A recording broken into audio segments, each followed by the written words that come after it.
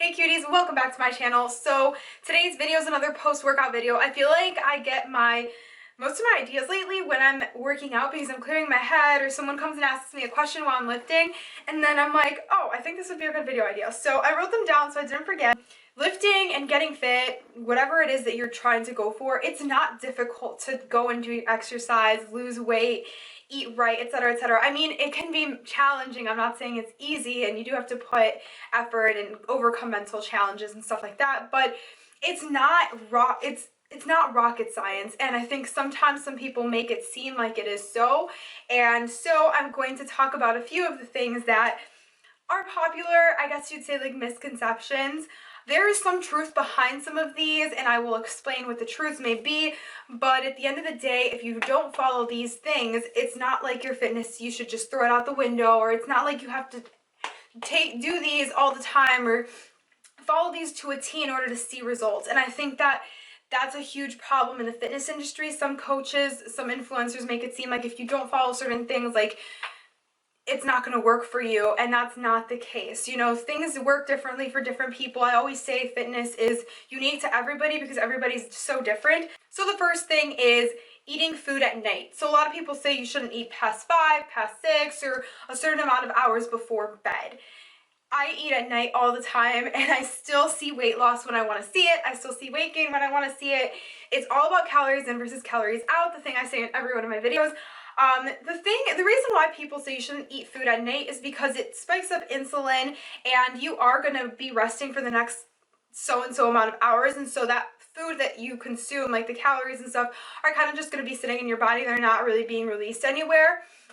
And so I see the reason why some people say this, but if you're not intermittent fasting, there's no reason to be doing this. As long as you've kept track of your calories throughout the day and your last meal that you're having is still within those amount of calories or macros that you're supposed to eat, then you're not going over your allotted amount, and therefore you're not going to be gaining unwanted weight.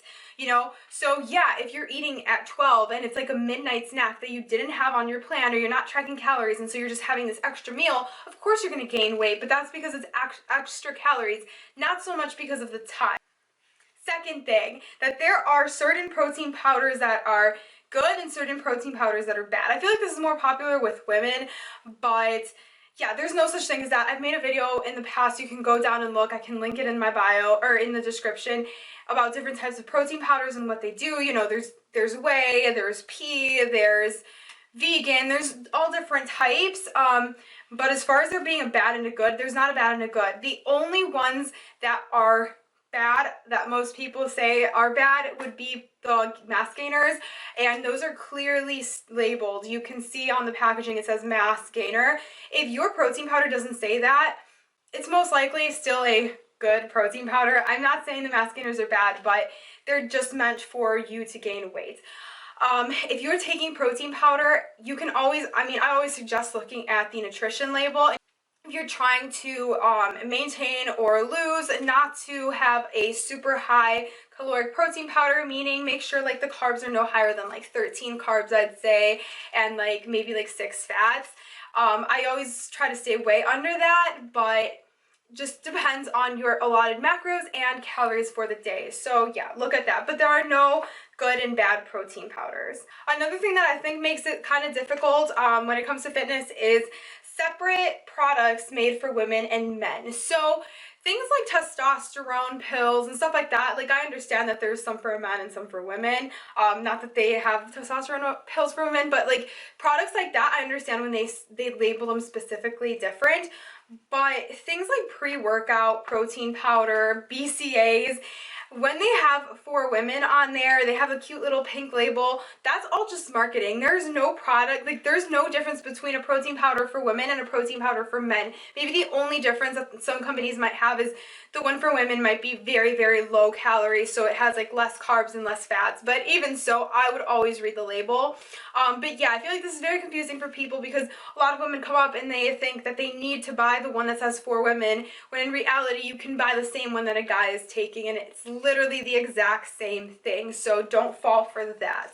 Then another thing, it kind of goes along with the last one, is that there are separate male/female workouts. So if you go on Google, like when I first started, I remember I would look up like workouts and it would quickly say like for men or for women. It's like leg day can be the same for men and women. You're getting the same results. It's not like doing something for women is going to give you something different than doing something for men, if that makes sense. So yeah, obviously it depends on how much weight you're adding, how many reps you're doing, and then your body will take its course.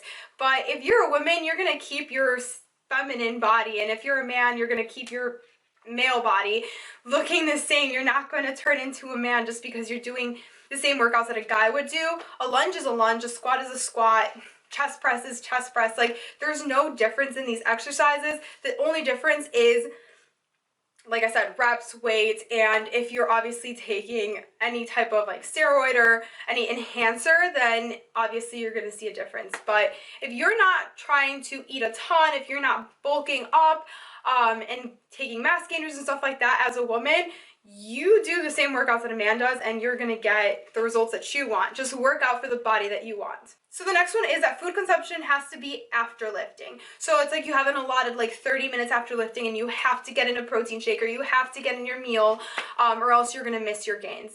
That is not true. So yeah, it helps to eat right after or within 30 minutes because it refuels your muscles and it helps them build and grow and recover faster. Very, very true. There's science behind it. However, if you miss that 30-minute mark, you're not going to lose on your gains. Your muscle is still going to repair itself.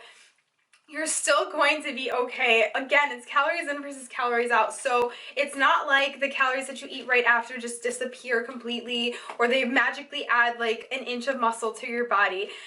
So stop stressing out about the time. If you can't make it to get the next meal in the next 30 minutes is not a big deal. I mean, the last thing that I could think of right now is that you need supplements. A lot of people are starting out and I see them buy all these stacks. Do they have aminos or BCAAs, protein powders and pre-workouts and like all these different types of things, L-carnitine, and it's just so much.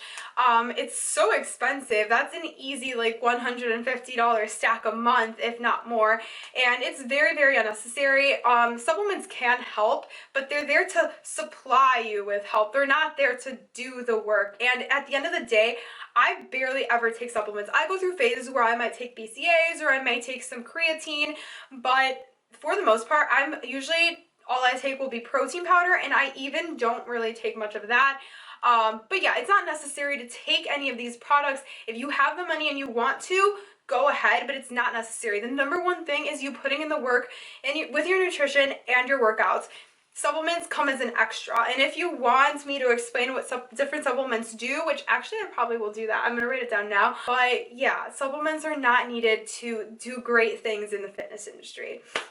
But anyway, that is pretty much it for this video. Thank you so much for tuning in, and I hope it was somewhat helpful for someone out there who is just starting, because I know when I first started, all of these things went all over my head, and it just seems so overwhelming sometimes, and it can be a lot simpler if you just stick to the basics, you know what I mean? So yeah, thank you so much, guys. I will see you guys later.